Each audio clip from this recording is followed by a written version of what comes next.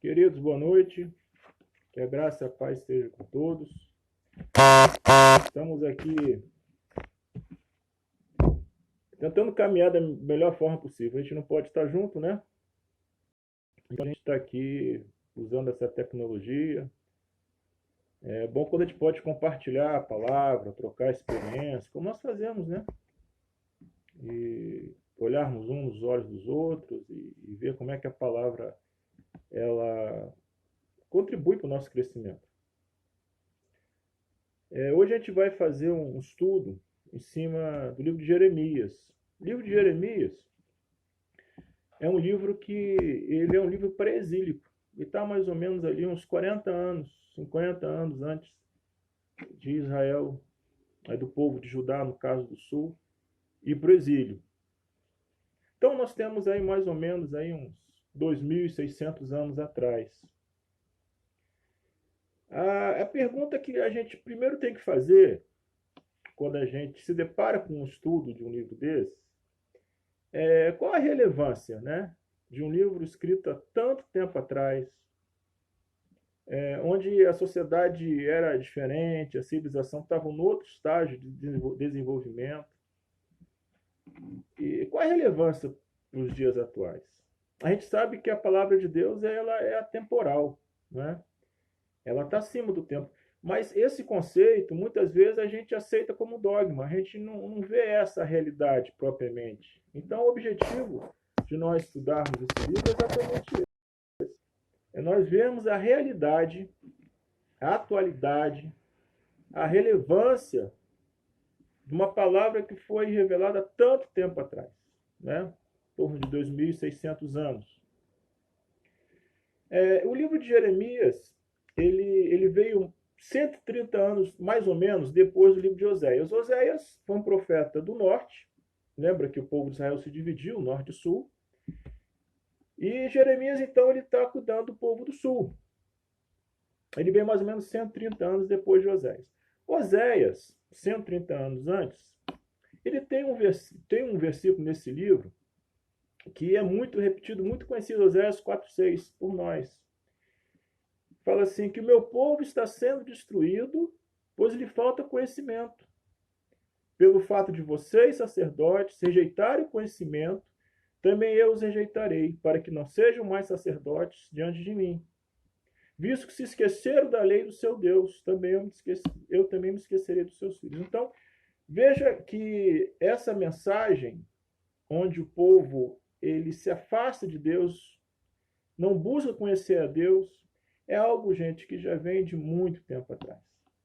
Jeremias, ele fala em mais de 100 vezes durante o seu livro, né, sobre esse tema, arrependimento e se voltar para Deus. Então, essa mensagem datada de tanto tempo atrás, e a gente vê que a palavra de Deus ela volta a bater nesse ponto de que nós precisamos conhecer a Deus. Arrependimento é conhecer a Deus, é nos voltarmos para Deus.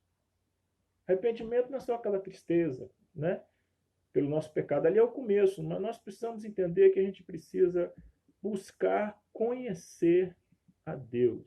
Deus, ele se revelou para que nós o conhecêssemos. E essa questão de nós conhecermos a Deus, ela é algo que tem que ser colocado na mais alta prioridade da nossa vida, porque às vezes a gente pode achar que ir na igreja, ler a Bíblia eventualmente, você conhece a Deus, mas não, você precisa ter experiências reais com Deus baseado na sua palavra. Por isso que essa mensagem que nós vamos ver aqui em Jeremias 9, ela é tão atual, gente.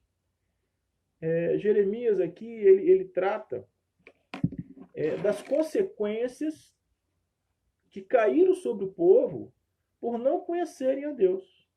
Vamos ver alguns textos aqui. A gente vai tratar de alguns versículos, né?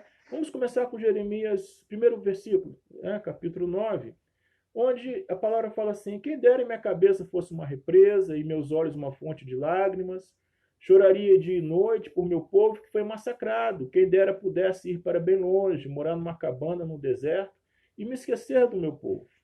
Pois todos são adúlteros e um bando de traidores. Veja que as palavras aqui que ele usa são palavras fortes, né, gente? Palavras fortes. Aqui é um lamento de Jeremias. Jeremias é conhecido como o profeta chorão, porque em várias passagens ele clama, ele chora pelo povo. Mas, na verdade, esse não é justo. Né? O que nós vemos, quando fala profeta chorão, é uma coisa que parece que não tem muita consistência, né? Um descontrole emocional. Não se trata disso. Jeremias foi um profeta que ele sentiu profundamente pelo seu povo, porque ele recebia a palavra de Deus, e ele via que o povo não buscava a conhecer a Deus, né? Não buscava. Então, o que acontece aqui é que, nesse texto, eu vejo muitas vezes como se a gente... quando a gente vê pessoas amadas, né, nossas, e elas tomam o caminho errado, né? Gente, deixa eu só ver que tem pessoas pedindo para entrar. Só um minuto só. Só um minuto.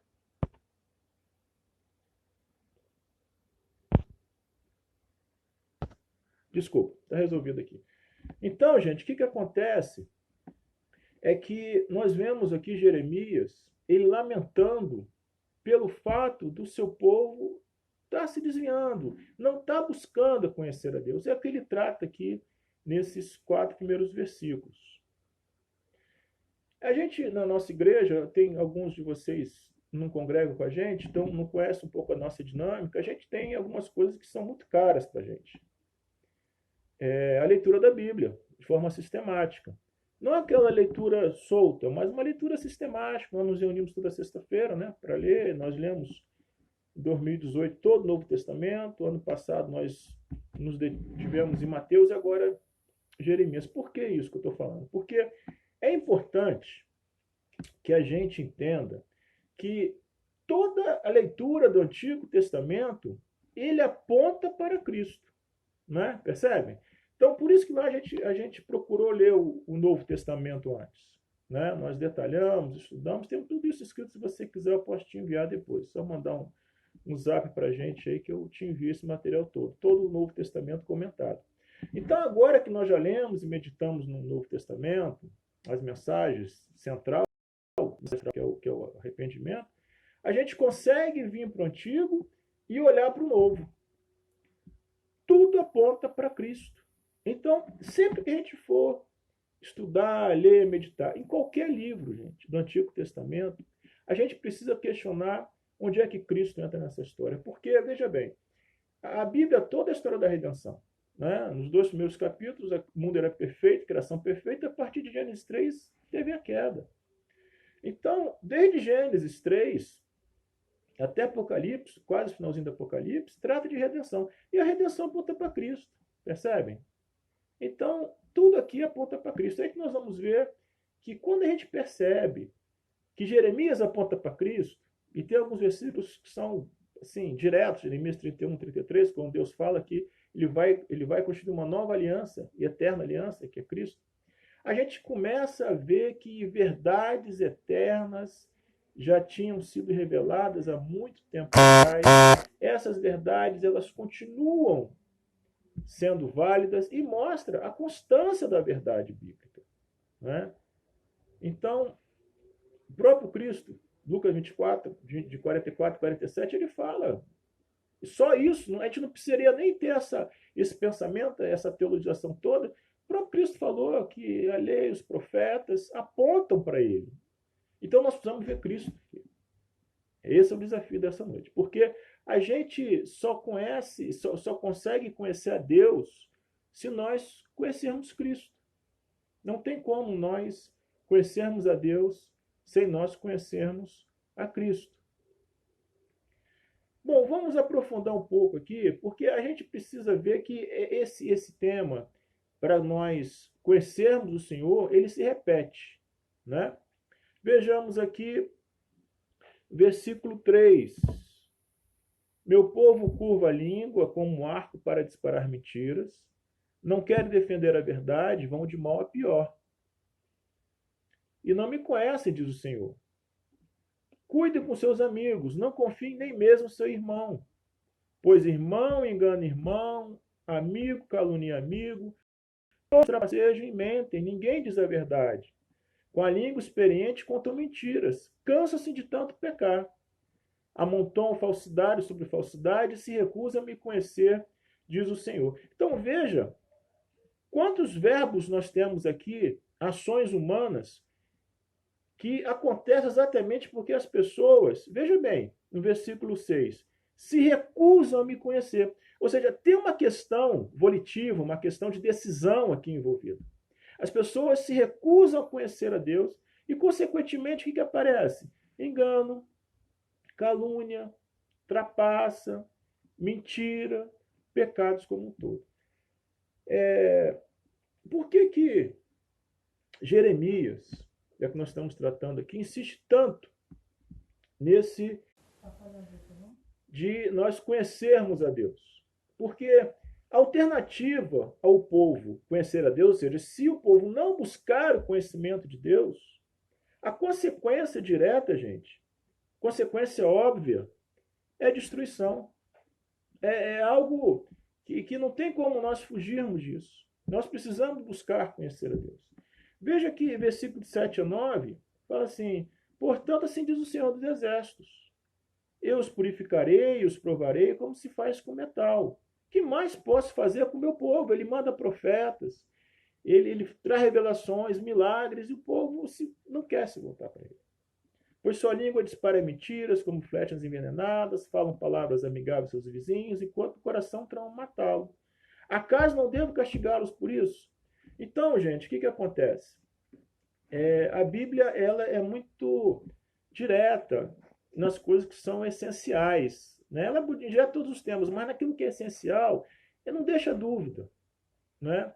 Nós precisamos entender que ou o povo de Deus busca verdadeiramente conhecer a Deus por meio de Cristo, que é o caminho, a verdade e a vida, ou a destruição é uma consequência imediata e direta. Jeremias ainda, nós estamos no capítulo 9, mas Jeremias 17, 9 a 10, ele fala que o nosso coração é enganoso, desesperadamente corrupto. Né?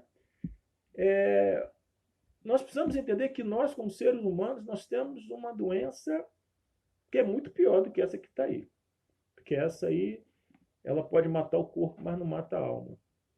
O nosso coração corrupto, desesperadamente corrupto e perverso, que é o que a palavra diz. Paulo, em Romanos 3, traça bem o que nós somos. Ninguém busca Deus, né? Se Deus não tivesse buscado. Primeiro, a cura para esse mal, gente, é o arrependimento. A cura para o mal do nosso coração, que é perverso, é nós buscarmos a Deus. Vamos avançar mais um pouco.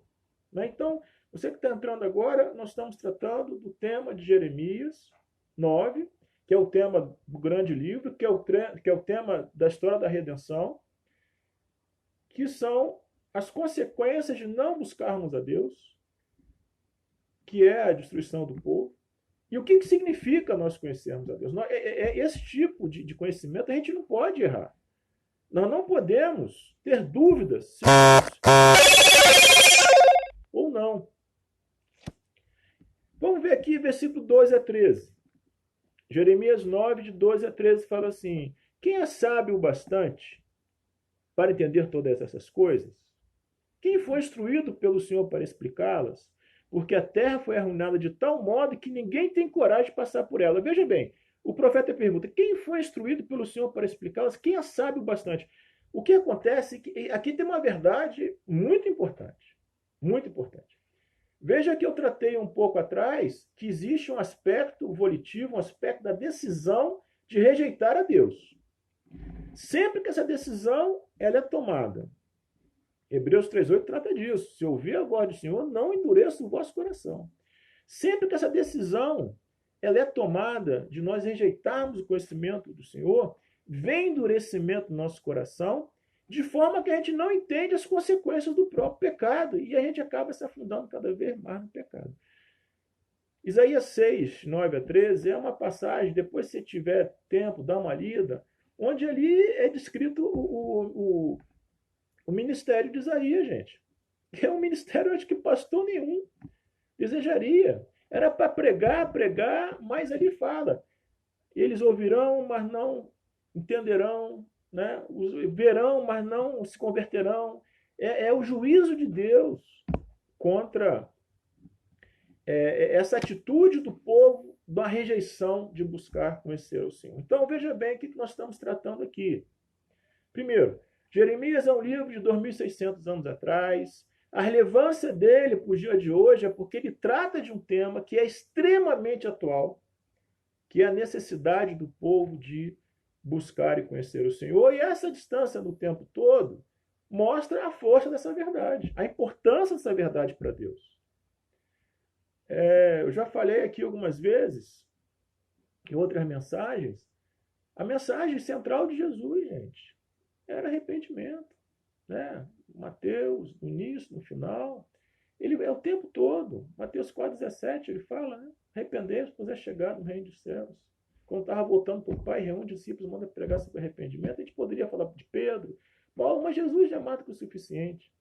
Então, nós precisamos entender que a nossa vida espiritual, a nossa vida como cristão, gente, ela é muito superficial, na maioria das vezes. Porque a gente acha que conhece o Senhor e não conhece. Conhecer a Cristo, ela implica necessariamente em transformação de vida. Implica que, Colossenses 3,10, a palavra diz que à medida que nós aprendemos a conhecer o nosso Criador, conhecer a Cristo, quem nos formou, quem nos salvou, nós vamos sendo revestidos de uma nova natureza, percebe? Que tem que ter uma transformação de dentro para fora à medida que você conhece o Senhor. A gente, às vezes a gente está muito acostumado, gente, com a igreja, com a mensagem, e a gente pensa pouco, né, nos nossos, em como que a gente tem vivido, se é algo realmente que dignifica e que glorifica a Deus, né? Porque a gente está sempre numa batalha muito grande.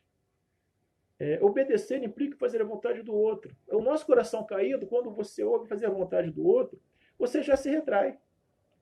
Mas como eu tenho dito na nossa congregação, fazer a vontade de Deus, gente, é a melhor coisa para a nossa vida.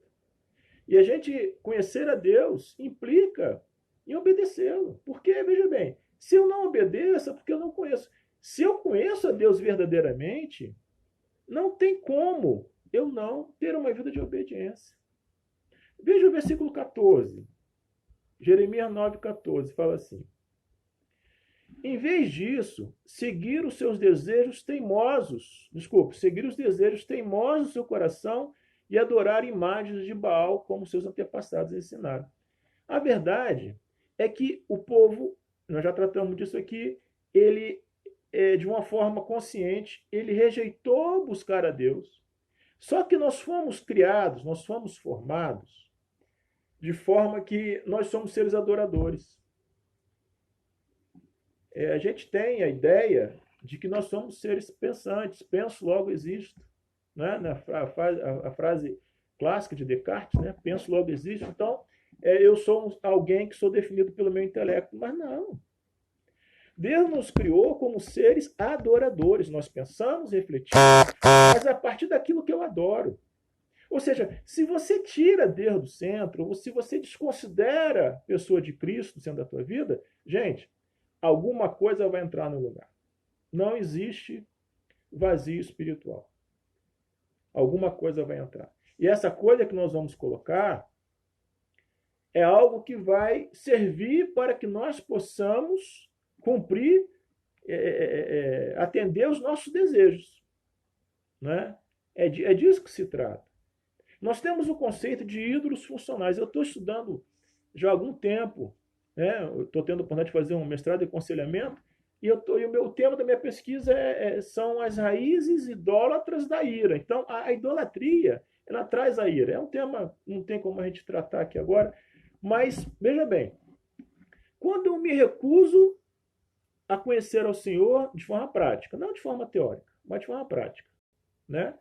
Em uma vida de obediência, uma vida de experiência baseada na palavra.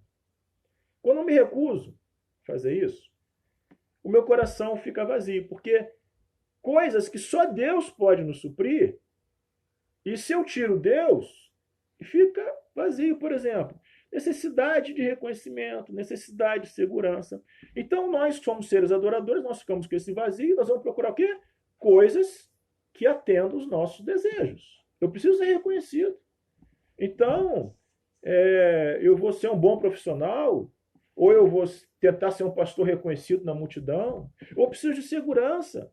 Eu vou colocar minha segurança no dinheiro, ou num relacionamento. Então, veja bem, o dinheiro e o relacionamento, eles são o que nós chamamos de ídolos funcionais, porque são ídolos que fazem a nossa vida funcionar. Então, eu tiro Deus, coloco o dinheiro, por exemplo, no lugar. Né? Aí a gente entra num processo de autocombustão, gente. A gente se destrói. Porque a gente foi criado para adorar a Deus. Qualquer coisa que nós coloquemos no lugar de Deus, vem a autodestruição, que é o que o texto trata aqui. Percebe que esse texto trata de uma verdade tão atual. O povo se recusou a conhecer a Deus. Né? E idolatraram Baal. Baal era um Deus que exigia sacrifício de crianças para a prosperidade deles. Né? Tiago 4,1 fala assim: de onde procedem as guerras e as brigas que há entre vocês? De onde, senão dos prazeres que estão em conflito dentro de vocês? Vocês cobiçam e nada têm, matam e sentem inveja, mas nada podem obter. Vivem a lutar e a fazer guerras. Nada têm porque não pedem. Pedem e não recebem porque pedem mal, para esbanjarem seus próprios prazeres. Então, eu me recuso a conhecer Deus e eu coloco um ídolo funcional, eu vou atender os meus desejos e aí o meu distanciamento é cada vez maior e o meu coração vai ficando endurecido. Gente, às vezes a gente ouve essa palavra, essa mensagem, a gente se coloca num quadrado diferente do quadrado das pessoas que visivelmente elas não procuram a Deus. Não vão à igreja, não oram, não lê a palavra. Agora, veja bem, isso é um perigo. Isso é um perigo. Eu quero tratar aqui, gente, vamos lá para Romanos, que Romanos 2 é um trecho que nós, como cristãos, temos que levar muito a sério. Romanos 2, ele trata do perigo da religiosidade, ou seja, ali Paulo está falando para pessoas que eles criam verdadeiramente que eles conheciam a Deus. Eles criam, né? A gente vai ver aqui a exortação que Paulo traz para aquele povo, que no caso eram os judeus, né? Eles criam o conhecimento do Senhor. Mas aqui o apóstolo Paulo ele deixa claro que existem algumas coisas, existem algumas evidências na nossa vida que tem que ser muito claras para nós dizermos, eu conheço o Senhor. Né? Vamos a alguns. Eu gostaria de ter mais tempo para nós estarmos refletindo, mas o meu compromisso aqui é meia hora, porque não que eu gostaria de ficar mais, né? Mas é que eu sei que meia hora talvez cansem os irmãos aí, e eu pretendo que os irmãos voltem nos outros estudos, né? Eu quero apenas citar alguns textos. Romanos 2. Romanos 2, versículo 13 fala assim: o simples ato de ouvir a lei não nos torna justos diante de Deus, mas sim a obediência que nos torna justos aos olhos dele. E nós sabemos que a obediência aqui tem que ser por amor, 1 João 5,3. Né? Então, o fato de nós ouvirmos, nós ensinarmos, eu sou pastor, eu prego, eu ensino, e, gente, eu posso estar aqui pregando, ensinando e não estar vivendo isso, e não ser justificado diante de Deus. Então, a gente tem que olhar para a gente mesmo. Tem que olhar para o nosso coração. Não é ficar olhando para quem está fora da igreja, não. A mensagem aqui é para crente. É para cristão. É para saber se nós realmente estamos buscando conhecer a Deus ou se nós estamos repetindo o mesmo pecado, o mesmo erro do que o povo judeu, o povo do sul, cometeu há 2.600 anos atrás, e o final foi um cativeiro. E aí, então Paulo aqui ele trata de algumas coisas. Então, primeiro, a questão da obediência. Obedecer significa negar os meus desejos. Isso é difícil, gente. Mas é necessário. E veja bem, e não é uma obediência que seja aquela obediência religiosa. 1 João 5,3 de novo, né? Um texto que fala que nós devemos obedecer a Deus, obedecer a Deus amor. Agora veja bem, para mim amar, para eu amar a Deus, eu preciso conhecer. Então, se eu não obedeço, eu não amo. Se eu não amo, eu não conheço. Essas coisas elas estão juntas, elas estão misturadas, percebe? Mais um versículo aqui, Romanos 2,16. Isso se confirmará no dia que Deus julgar os segredos de cada um por meio de Cristo Jesus, de acordo com as boas novas que anuncio. O que Paulo está falando aqui, gente, é que tem algumas motivações lá dentro do nosso coração, gente, que ninguém conhece, né? São motivações íntimas, próprias, e que nós precisamos pedir ao Espírito Santo para sondar essas motivações. Salmo 139, 24, som do meu coração. Então, a gente não pode achar que sermos cristãos significa ter um diploma. Você fez um curso, ganhou um certificado. Não. Nós precisamos estar o tempo todo nos questionando. O que está no nosso coração? Porque essas motivações, elas serão reveladas e serão julgadas. É o que está aqui. Ó. Se confirmará no dia em que Deus julgar os segredos de cada um. Mais um versículo 2,21. A palavra fala assim, olha só, pois bem, você ensina outros, por que não ensina a si mesmo? Né? Atos 20, 28 é um texto também que a palavra fala que nós devemos cuidar de nós mesmos para cuidar do povo que Deus colocou sob o nosso cuidado, os pastores. Gente, é uma expressão que pastor tem que tremer diante dessa expressão. Povo que foi comprado com meu sangue. Isso é sério. Então, nós precisamos, não é só pastor, não, todos nós precisamos olhar para o nosso coração, veja que a coisa ela vai se completando. Eu tenho que, primeiro, a evidência mais externa. A minha vida é uma vida de obediência a Deus por amor. Não é? Aí eu desço para o meu coração, eu vejo quais são as minhas reais motivações, que é aquilo mesmo que vai, são as minhas motivações que vão levar as minhas ações. Aí eu preciso olhar se aquilo que eu falo, aquilo que eu ensino, eu estou praticando. Quer dizer, aqui como a palavra fala, você ensina outros. Aqui não ensina a si mesmo. Ou seja, aqui não é uma pergunta retórica que Paulo está fazendo. O que Paulo está falando aqui é uma acusação. Você não ensina você mesmo. Versículo 25, Romanos 2, 25. Né? Fala assim, a prática judaica da circuncisão só tem valor se você obedece à lei de Deus. Mas se você que é circuncidado, e nós cremos, né, a teologia reformada, que a circuncisão aponta para o batismo, não obedece à lei, ou seja, aplica. Você que é batizado, não obedece à lei, você não é diferente daquele que não é batizado.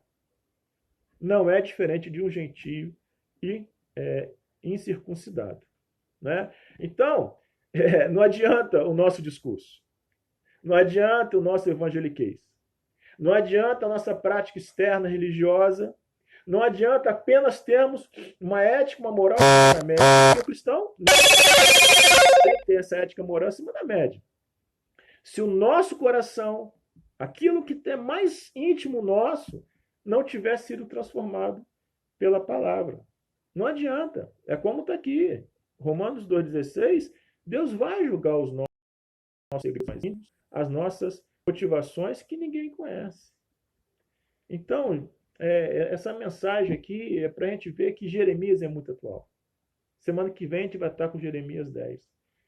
E a gente vai tirar textos do Antigo Testamento e ver como é que eles apontam para Cristo, como a solução é sempre Cristo. Romanos ainda 2,27, a palavra fala assim, de fato, os gentios incircuncidados, que cumprem a lei de Deus, condenarão você, que é circuncidado e tem a lei de Deus, mas não obedece a ela. Percebem? São pessoas que conhecem a lei, conhecem a vontade de Deus, mas de uma forma consciente. Prefere seguir os seus próprios desejos, que nós já vimos onde é que vai dar isso, né? Vai dar em destruição. Conhecer a Deus, gente, significa a gente obedecer a Deus, né? Nós precisamos ter isso em mente, que é um processo. Primeiro, conhecer a Deus é um processo.